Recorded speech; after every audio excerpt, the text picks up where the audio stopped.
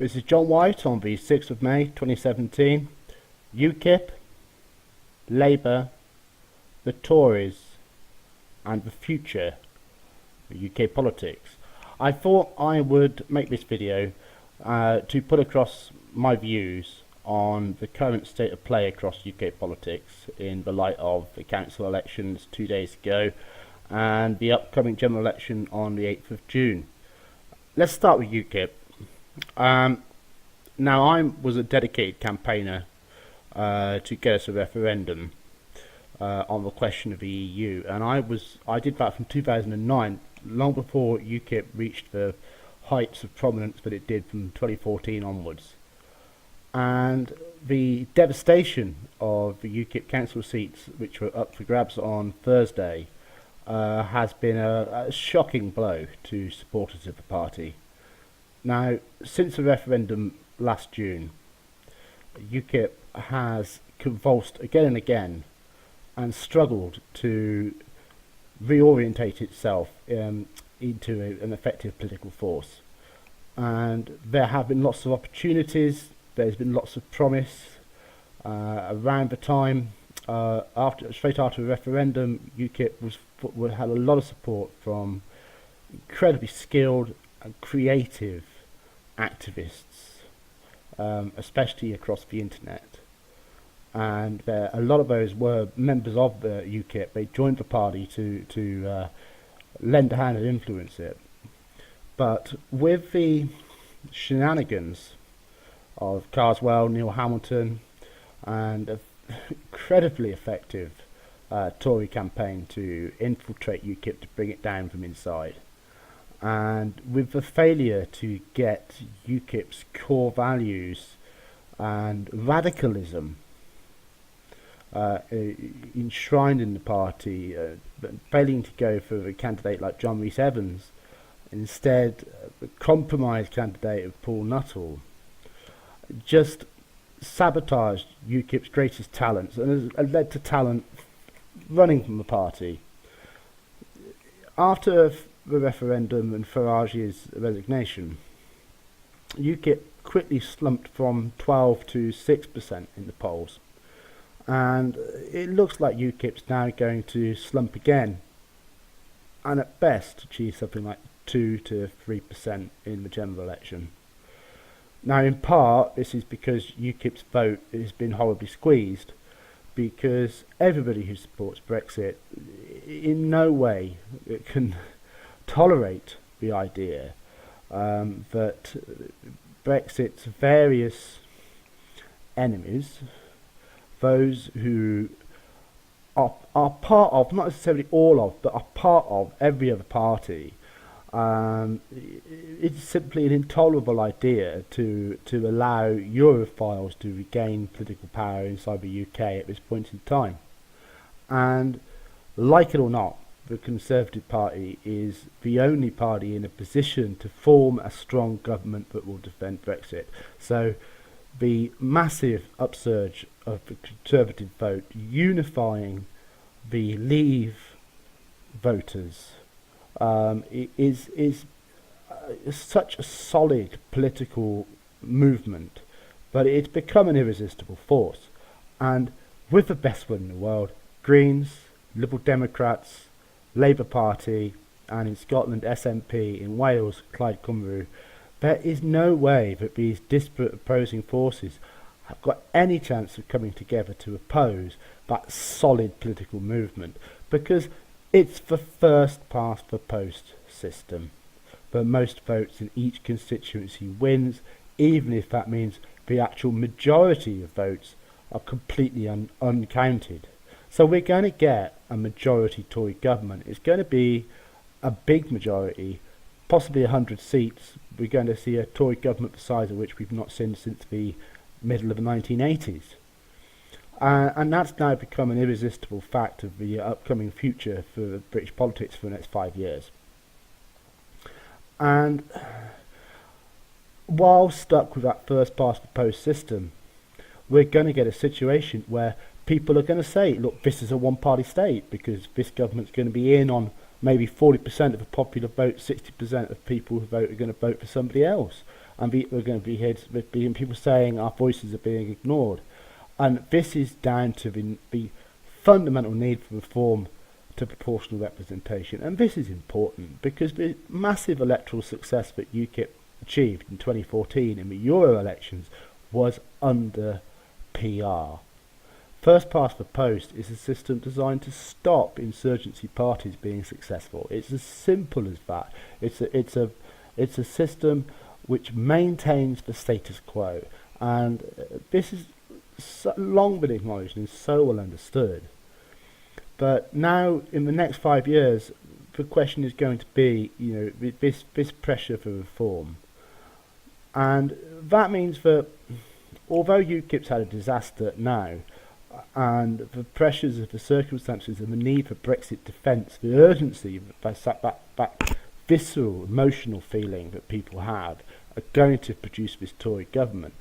That does not mean that this is the end for UKIP, and no matter how much people crow about it, the death of UKIP has been prophesied so many times, and the party has been gone on from strength to strength to strength. Now, in terms of policy, I think this is where UKIP is really struggling, because its ideas are too limited and are not creative enough. Because the future which is coming very fast now is one where the vast majority of jobs that people do are going to become obsolete. And they have to become obsolete because humanity as a species has to make a technological leap. We have to go to the next level of technology because it's the only way we're going to be able to maintain a world of 7 billion people. And there are vested interests, and they have held this back for a long time, but they are now losing that grip. They are now recognizing that they can no longer maintain old power structures at the expense of the new, and that this change has to happen. But it's going to be a world where instead of a man being able to heat up metal and beat it into shape, we're going to have people. You can't heat up and beat a bunch of nano materials into shape with a hammer. Humans can't work on that level. We're going to see the rise of the machine, the rise of artificial intelligence, the rise of nanotechnology, which has the promise to solve all of humanity's problems through technology and science, and produce a stable world, a safe world, a clean world for everyone. But we have to make that leap, and it's going to be devastating to the existing economic structures. So, outside of the questions of who governs the country, we have a much bigger question, which politics is simply unable to encompass, of what shape are we going to have as a future. So back to UKIP, and what this means is that UKIP has a role to speak for the people, the same people that Corbyn's party speaks for, the unemployed, the people who are dependent on the state, the disabled, the elderly, and also the lower skilled workers, who historically have always been exploited by the owners, and of course this is classic Marxism and so forth. And UKIP must speak for those people, and it must speak for equity in society in terms of how wealth is shared. And further down the line, what we're looking at is the world needs to move towards what's called a basic income scheme, where people are given a share of society's wealth without having to work, in order that they can live. And while this may sound like traditional socialism, tax the rich to support the poor, that's not actually what this is, because it's universal, it's everyone. So that work no longer becomes a matter of survival, and basic human needs, basic human dignity is maintained. Poverty is structurally eliminated. Now, if then people then develop skills and choose to spend their time working and create more wealth, they'll become even wealthier. But nobody in a basic income scheme world would suffer appalling indignity and poverty. And that creates the social stability that would allow society to solve and move beyond all of its current social problems. And that is so important for there to be a chance for a stable future for humanity. Now, therefore, although I don't expect UKIP to be talking now about a basic income scheme, UKIP needs to talk about social equity, and be a champion for it, and be a champion for the vulnerable and the suffering, and to ensure that, yes, Britain, for the British society, to work for the British people, not the elite classes and their globalist network of friends who are maintaining their own power at the expense of everybody else's prosperity, and creating a society which on paper is one of the richest on the planet, but which has truly hideous social injustice, and without a welfare state which currently can only be maintained by heroic and unsustainable levels of government borrowing,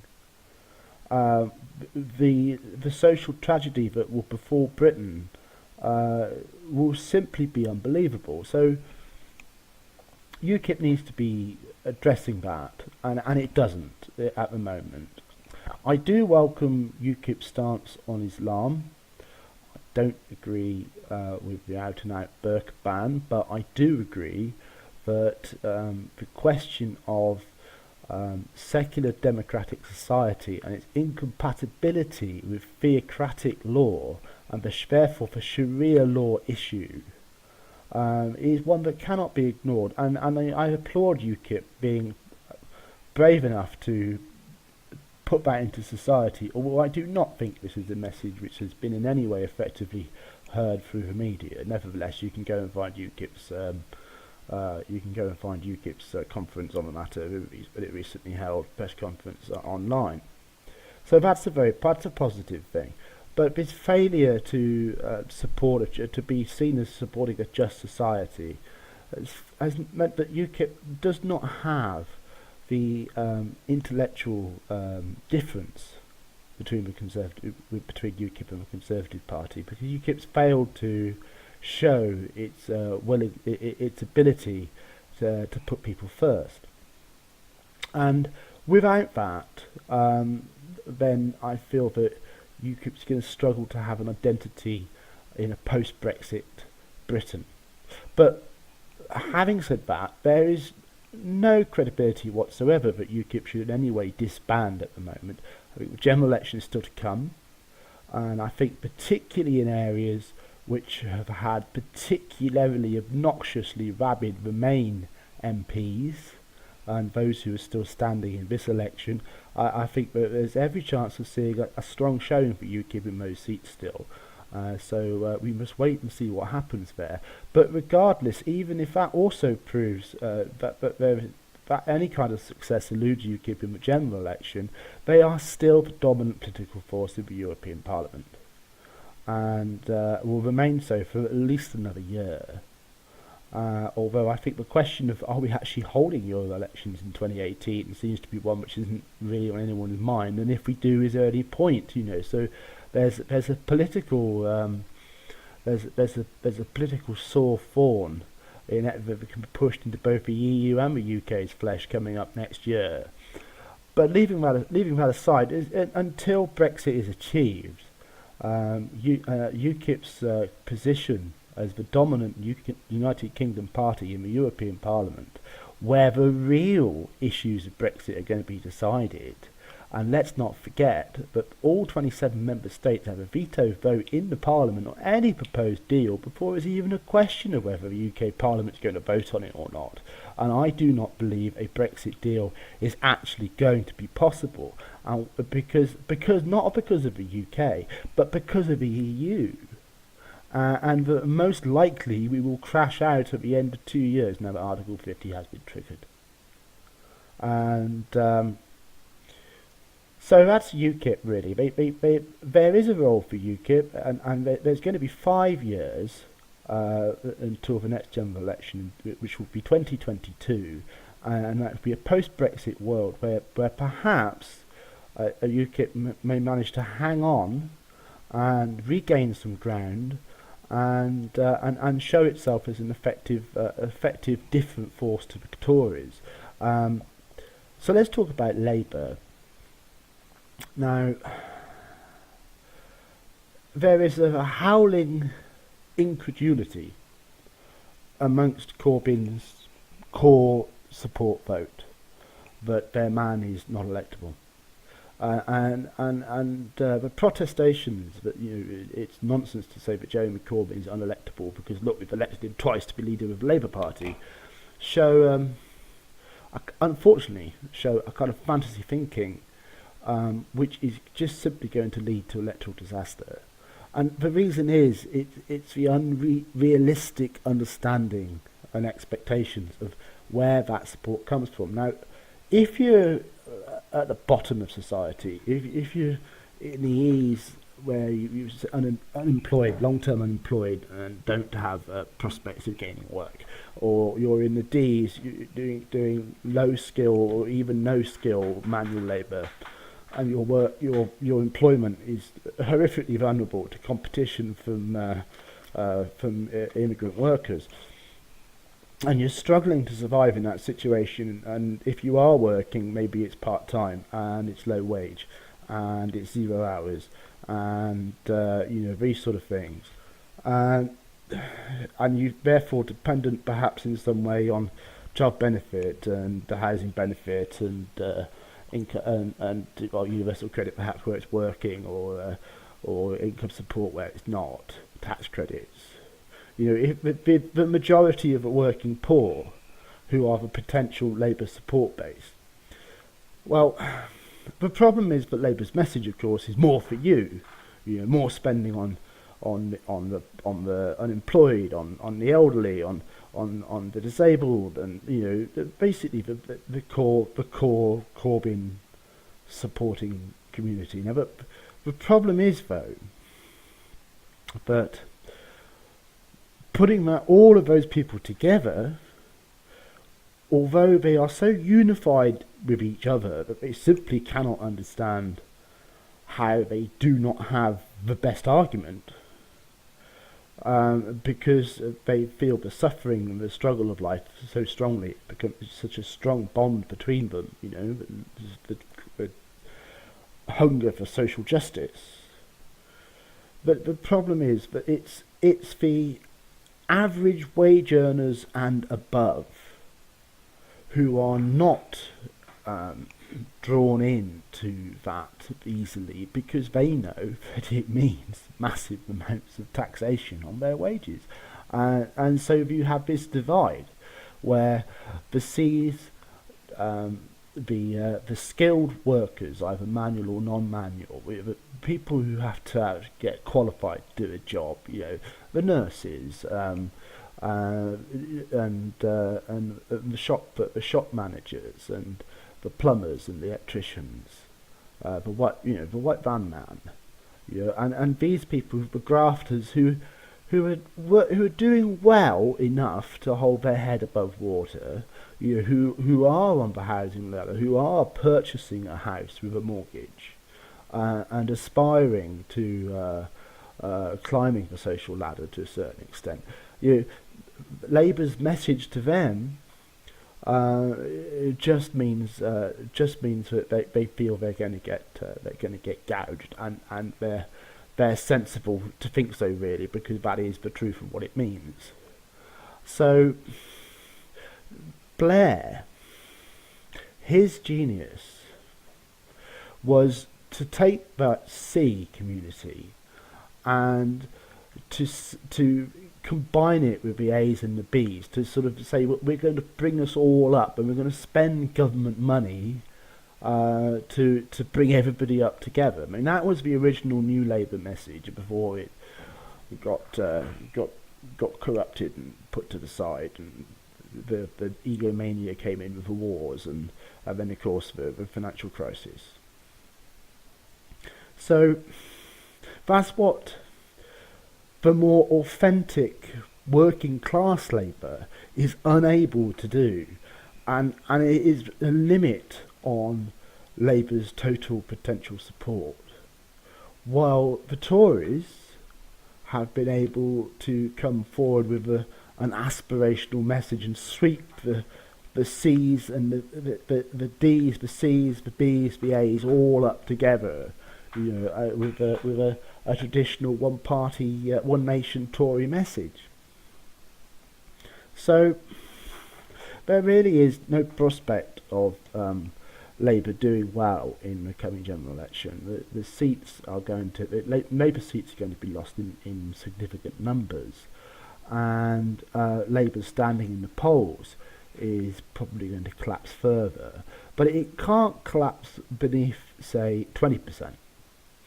And I don't believe Jeremy Corbyn will resign. He might be pushed, but I don't believe Corbyn will resign, because he's represented a purist ideological radicalism within the party, a rebelliousness against Blairism for many years within the party. He's voted against his own party more times than anybody else in Parliament, by far. And I think, in his wildest imaginings, except for a couple of years ago when it all suddenly happened, Corbyn could never have thought in his wildest dreams that he'd actually get a chance to become leader of the Labour Party, and he will not quit from that position. So there is a potential future for Labour there, but of course Blair has already publicly stated, I think it was last weekend, that he's finalised all of his business holdings, and clearly there is an intention from the blue Labour middle, to launch a new party in the wake of Labour's defeat. However, that party can also have very little prospect of challenging the Tories, while the Labour vote will be therefore effectively split. However, Corbyn's version of Labour will maintain around 20% support. But power under first past the post will be completely elusive, which brings us then to what the response to this Tory landslide is going to be, because the raw fact is, it's been this case for a while. People kind of understood it a little in 2015, especially if they voted UKIP and saw that translated into only one seat instead of the 83 it would have been under proportional representation. The political system by which we elect a majority government to Westminster is obsolete and is leaving huge swathes of the country completely unrepresented. And I believe that the days where that's going to be able to be tolerated, they're now gone. And I think that the social pressures are going to get more and more extreme as we get further and further along with the Tory government, which is going to end up with a hard Brexit because of the EU, but which certainly will get the blame for a hard Brexit from the political left and the liberal centre, to the point where people are going to say that this is an oppressive tyranny by the Conservative Party and elected by a minority of the electorate, and finally the penny's going to click that accepting the SNP in Scotland, the Conservative Party is the only political party with an interest in continuing with first past the post. So I believe that a direct consequence of a landslide for the Tories on June the 8th will be that there must be a mass movement, mass cross-party movement, drawing in